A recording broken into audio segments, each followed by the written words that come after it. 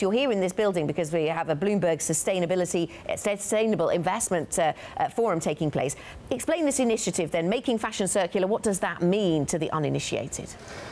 So when we look at the fashion industry, what's pretty fascinating is, on the one hand, you have, as you mentioned it, the very glamorous angle that's being sold, but that glamour comes at a very high cost when you look at the environmental and waste footprint of the industry.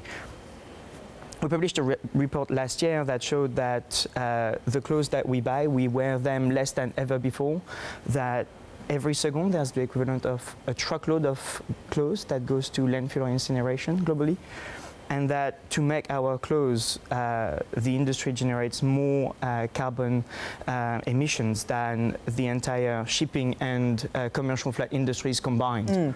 And so the clothing industry has been criticised for some of these things, for incineration in particular, but you're working with some of the businesses that have been criticised to try and change the way that business is done. So do you find that the business itself, the fashion industry, wants to change? Yes, absolutely. So what is pretty impressive within the industry is that there's an awareness by key stakeholders within the industry that they can't continue like that, because, well, market growth for new clothes is stagnating, because customers are demanding changes, because policymakers are starting to investigate the practices. And so overall the industry is willing to take a step forward and change their practices, and we're working with them to actually create a collaboration from across the industry. Yes, and collaboration seems to be key, and it's not just the brands, but also cities, philanthropists, NGOs and innovators as well. So are there business opportunities in ending the take, make, dispose approach to clothing and making it more circular? Absolutely. You have examples of this in every geography. In China, you have a company called White Closet. They have a rental scheme for clothes, so you actually have access to your clothes in the cloud. Basically, you don't need to own them anymore. You pay a monthly fee. Access in the cloud, but you need to actually take delivery at some point. So you get them, but basically you pay a fixed fee per month, which is approximately £50, and you can switch your clothes as often as you want. Okay. They have over 5 million subscribers, and Alibaba is one of their investors. And in the US, you have a company that sells second-hand luxury items called The Real, and they are forecasted to go beyond $1 billion of income this year. So there are opportunities to make business differently. And how do you make sure that the companies that you cooperate with, for them, this is material, if you excuse the pun, significant, rather than just some attempt to have some better PR? How do you make sure it's actually substantive? So overall, the idea is really to work with organizations that have showed a willingness to change, and so when we explore collaboration with organizations, we usually go through quite an extensive process to really understand whether their willingness to work with us is just a PR stunt, or if it's really about changing.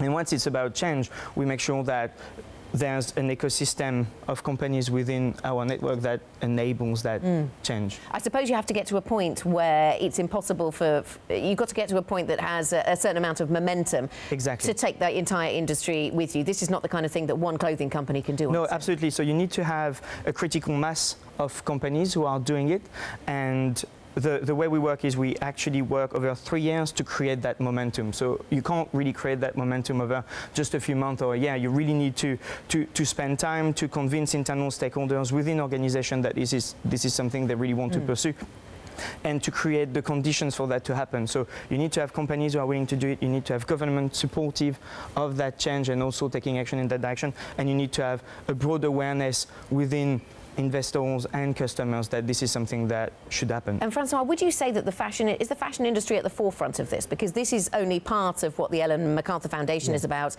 trying to drive us towards a more circular economy idea. Fashion is just one industry. What about the rest of the world? Well, when we look at the fashion industry, it's one of the industries that has taken the strongest ownership of their footprint and linearity in a way.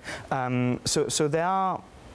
And the reason why we work with them is because we feel that there's a strong opportunity to actually drive that excitement that exists within the industry. So it's one of the industries that is at the forefront. Another one is the plastics packaging industry, with which we have been working for over 3 years now.